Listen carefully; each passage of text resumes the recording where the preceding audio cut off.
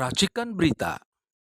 Seperti apa? Mungkin tentu harus ada masukan-masukan dari sisi banyak apa untuk memasukkan itu. Nah, baik, mungkin sementara kita pindah dulu ke Bapak Profesor Antoni Budiawan, mungkin bisa nyambungnya dari mana Mas? Saya kira dari apa yang dilakukan beliau itu, kalau persahabatan tidak dibuat pada profesional, kalau tujuannya untuk persatuan, untuk apa itu, apa saya kira kebanggaan nasional dan sebagainya itu mungkin seperti apa Pak? Silakan. Ya, terima kasih Om Lim. Ya, kita nyambungnya begini, bahwa Pak Sarman mengatakan bahwa di dalam proses pemilihan ini banyak sekali hal-hal yang sebetulnya melanggar peraturan-peraturan ya dari yang seharusnya, apakah itu di statuta atau segala ya. Nah, jadi pemilihan tidak ada panitia pemilihan, itu berarti kan seolah-olah sudah terjadi siapa yang akan ditunjukkan gitu kan. Nah, satu itu. Dan kedua adalah kaitannya adalah gini, olahraga ini kan menyangkut sportivitas, sport ya, sportivitas itu kan harus dijunjung tinggi. Kalau tanpa sportivitas ya tidak ada yang namanya olahraga. Nah, dengan pemilihan begini berarti kan sportivitas ini sudah tidak ada, sudah hancur gitu. Itu yang pertama. Dan kedua adalah kementerian atau menteri BUMN, menteri di Indonesia tidak boleh merangkap jabatan untuk organisasi yang dibiayai oleh APBN. Itu ada di Undang-Undang Nomor 39 Tahun 2008. Pasal 23 C itu mengatakan begitu, bahwa tidak boleh ada menteri yang merangkap jabatan yang dibiayai oleh APBN. PSSI dibiayai oleh APBN, ya kan? Ya. Nah, itu seharusnya tidak boleh gitu. Nah, pasal 24-nya itu mengatakan huruf D bahwa menteri yang merangkap, yang melanggar undang-undang tadi, UIC, harus diberhentikan. Nah, jadi kalau kita lihat ini sportivitas ini sudah tidak ada. Bagaimana seorang yang menangani sepak bola atau sportif ya, untuk itu melanggar hal-hal yang sangat prinsipil ya, melanggar undang-undang, bukan peraturan, melanggar undang-undang. Dan kok direstui lagi ya oleh presiden. Nah, wakil ketua umum sudah mengundurkan diri. Nah, ini menurut saya sudah sangat baik. Jadi berarti kita harus mendorong bahwa Menteri BUMN Erick Thohir harus memilih apakah akan menjadi menteri atau untuk ketua umum PSSI, karena undang-undang kita mengatakan bahwa itu tidak boleh rangkap jabatan.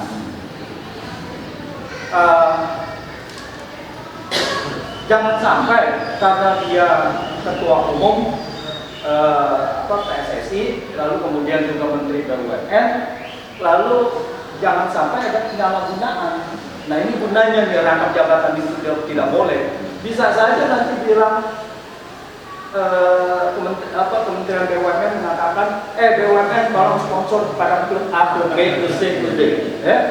Seperti juga lagi ini terjadi sponsor mereka alokasikan sewaktu misalkan MotoGP ya di itu. Lalu kemudian di Jakarta jangan sponsor, tidak ada sponsor sama sekali. Nah, ini kan sudah dijadikan politik gitu kan, politik untuk itu. Jadi sportivitasnya tidak ada lagi. Nah, jangan sampai ini gunanya larang jabatan itu.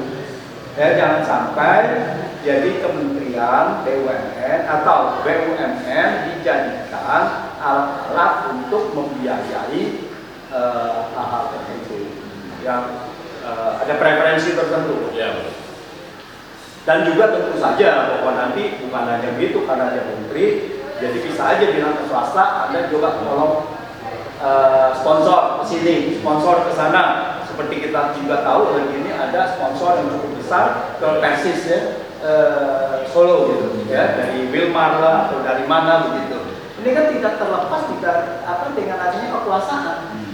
Nah, ini yang harus dihindari. Tidak boleh ketua umum PSSI yang membawahi klub-klub tadi yang harusnya sportif, lalu kemudian dijadikan alat-alat untuk ya mencari sponsor dan sebagainya. Kita tidak menuduh, tetapi kita mencegah gitu. Jangan sampai itu terjadi karena kekuasaan itu bisa digunakan untuk itu. Ya. Terus yang lainnya adalah bahwa sepak bola dan sport-sport lain yang cukup populer itu dijadikan target untuk money laundering, pencucian uang. Dan sudah ada report yang dimana oleh namanya FATF, yaitu Financial Action Task Force. Mereka mengadakan studi bahwa mengadakan penelitian money laundering di sektor di industri sport olahraga, dan mereka mempelajarinya khususnya untuk sepak bola. Wah, mereka itu mengatakan bahwa kemungkinan itu banyak sekali dan bisa terjadi. Jadi money laundering itu bisa waktu transfer payment, waktu transfer antar pemain. Jadi ada misalkan siapa transfer yang money laundering, misalkan bilang oke, transfernya adalah 10 juta, ya, bilangnya adalah 5 juta. Yang 5 jutanya lagi dari money laundering tadi. Nanti dia jual pemain itu menjadi untung. Nah, itu jadi dia laundering. Caranya macam-macam, bisa menggunakan cara mereka ke kasino, mereka bisa beli chips kasino, lalu kemudian chips itu diberikan, nanti orang itu tukerin, gitu kan, dengan itu.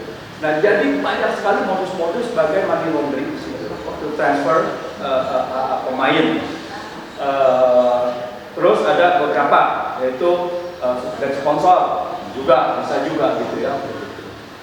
Nah, ini Eric sendiri sempat dia kan beli Inter Milan, ya, pada tahun 2013 April. Itu 2016 itu sempat ada penyelidikan dari itu dimuat di lastampa.it.italy. Itu mengatakan bahwa itu sedang diselidiki khususnya dana 79 juta asalnya dari mana. Jadi itu. Tapi memang saya tidak melihat bahwa itu terbukti. Tetapi bahwa pencucian uang itu sudah sangat meluas gitu.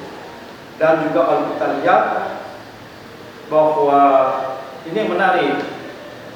Ini pada 2013 ini ada yang namanya CEO dari Managing Director dari Goldman Sachs, namanya Tim Leissner. Tim Leissner ini akhirnya ditangkap pada tahun 2018 di kalau salah New York ya, pokoknya di Amerika. Lalu dianggap sebagai banyak pencucian uang atau dia terlibat di dalam pembiayaan dari 1MDB Malaysia. Nah, di situ dia ada mengambil 200 juta US atau berapa itu, dan dia ditangkap, lalu dia memberikan kesaksian. Yang menarik adalah Tim Leissner mengatakan bahwa uangnya juga digunakan untuk salah satunya membeli kepemilikan di Inter Milan. Nah, saya tidak tahu apakah itu waktunya bersamaan dengan Erick Thohir atau tidak gitu, karena tidak diceritakan mengenai waktunya gitu. Tetapi si Tim Leissner ini jabatannya dari 2008 sampai 2016. Artinya di dalam periode 2013 di situ Erick Thohir mengambil alih Inter Milan.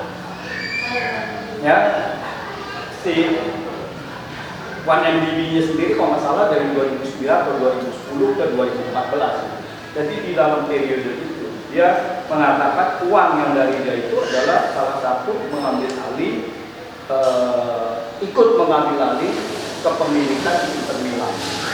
Berapa persen kita tidak tahu, tidak disebutkan. Nah, terus yang kedua adalah bahwa Inter Milan itu mendapatkan pinjaman yang diorganisir oleh Goldman Sachs. Itu waktu 300 juta euro atau US dollar, saya tidak tahu. 300 juta. Sepertinya euro. Di mana 230-nya itu untuk membayar utang Inter Milan. Ya, Inter Milan itu waktu diambil alih oleh Erick Thohir itu ada kalau nggak salah utang 230. Nah, itu diatur, di refinance oleh si Goldman Sachs, kemudian ditambahkan untuk working capital. Nah, siapa yang mengatur ini? Kita kebetulan si Tim Leicester mengambil alih juga sebagian di Inter Milan, lalu dia mendapatkan suntikan juga. Lalu kemudian apakah sepak bola ini menguntungkan? Tidak juga. Ini rugi dari 2013 sampai ke 2016. Ini 2016 kemudian dijual lagi. Dijual ke pengusaha dari China. Ya, namanya Suning apa gitu ya. Nah, itu diambil alih. Nilainya lebih tinggi. Artinya secara itu dapat capital gain. Nah, tetapi kalau kita lihat bahwa defisit pada saat itu sekitar 230 atau 300 juta US dollar, itu defisitnya pada 2016 sebelum diambil alih oleh si Suning itu menjadi 637 juta US dollar. Berarti kan dalam periode ini kan defisit. Nah, kalau kita lihat defisitnya pada 2014-2015 saja itu 140 juta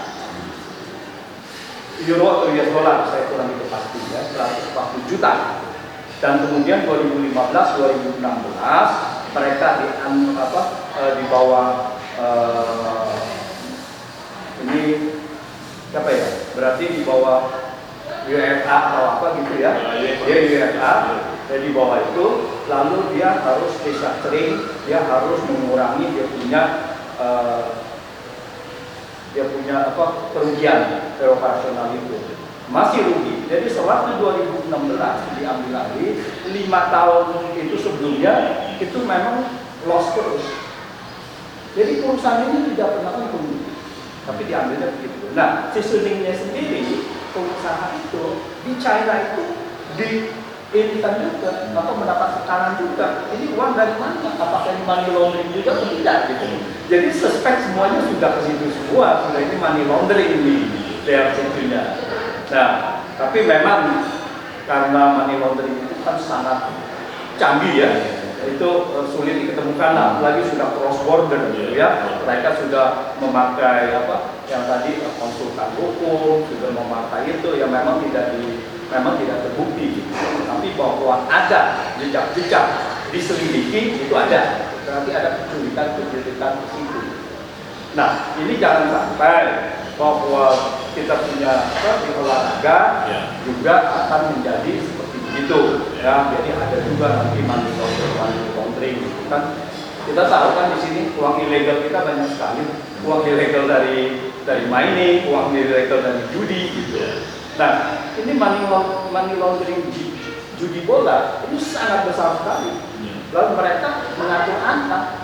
Jadi money laundering jadi judi, lalu dia mengatur, lalu dia dengan pemain-pemain dan sebagainya, bukan hanya pemain, coach dan pelatih dan sebagainya itu banyak yang terlibat gitu. Dan sangat canggih sekali lalu dia bilang. Itu ada report bagaimana pada tahun berapa itu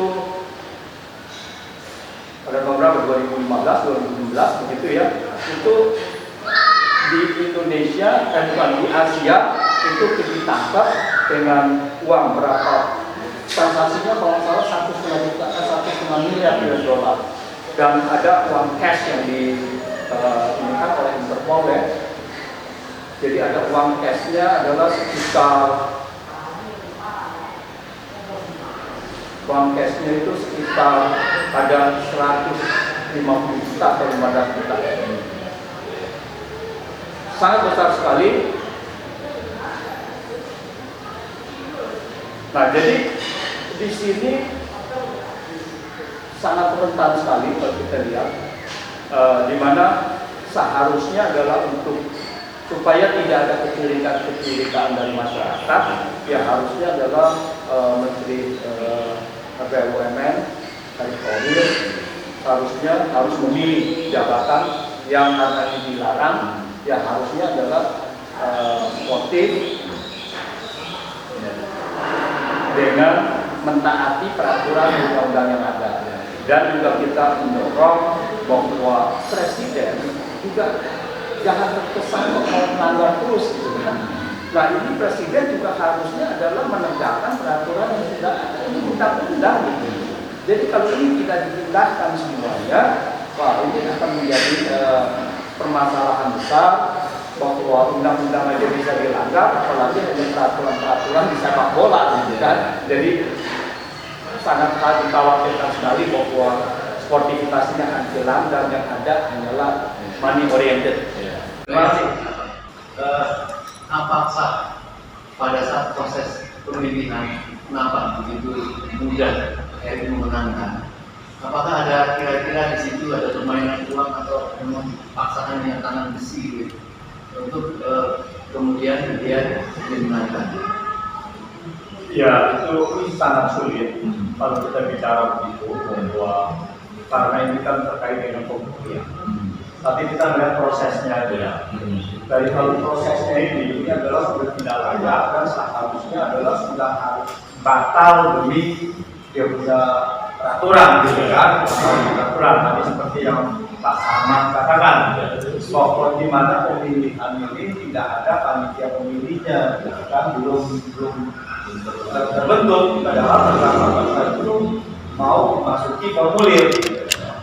Dan saya rasa adalah harusnya Pak Sarman yang menjadi ketua umum PSSI karena semua sejarahnya semua ininya adalah sudah sangat terpenuhi gitu. Nah kita lihat kalau ketua umum atau pemimpin dari satu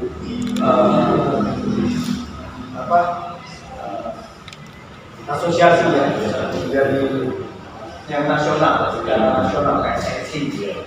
Saya rasa tidak ada yang negara lain ini adalah berdasarkan itu karena pengusaha dan sebagainya. Jadi seperti di Belanda kan yang waktu zamannya si Der 7374 itu Belanda itu kan zaman dari resmi. Nah, dia itu bukannya pengusaha, memang benar-benar kalau dia ini pelatih yang dia pelatih, tetapi yang punya pemimpinnya adalah pengusaha juga. Jadi kita lihat sebenarnya bahwa di sini sangat penting sekali yang mengerti mengenai tipologi dari olahraga itu sendiri, dan saya rasa ini sangat tidak sebenarnya sangat tersedia sekali. Dan yang tadi kalau dikaitkan dengan prosesnya ini terindikasi atau juga ini sudah memang pada fixing gitu, sudah ada penetapan dari awal. Jadi sudah ada ini, jadi tidak dibutuhkan sebagai ini lagi. Ini Pak Sarman adalah sebagai pelaku yang ikut mau pada saat itu yang kelima kali yang mau apply untuk dia punya sebagai calon. Tapi ya kita sampai tuntutan diri kita melihat itu juga sangat. Jadi dari proses itu sudah kelihatan.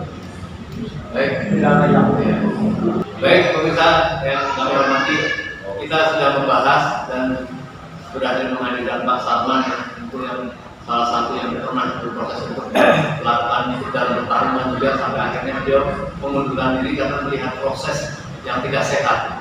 Artinya Pak Prof. Sarman tadi mengatakan memang sulit untuk membuktikan apa jadi menyangkut keuangan dalam proses itu, tapi melihat dari prosesnya saja memang sudah tidak benar. Maka kalau mau konsisten untuk perbaikan memang ini harus dibatalkan, harus dibatalkan. Tetapi kalau tidak, ya ini kita sudah memaparkan dan saya yakin masyarakat sudah tahu tentang bagaimana ketidaksehatan dalam proses pemilihan ini.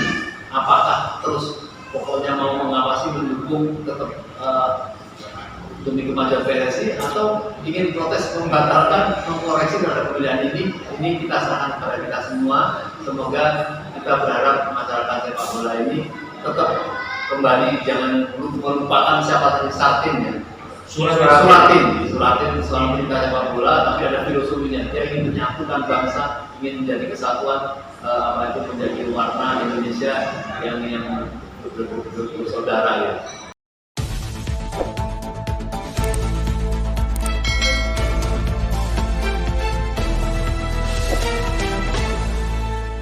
Racikan Berita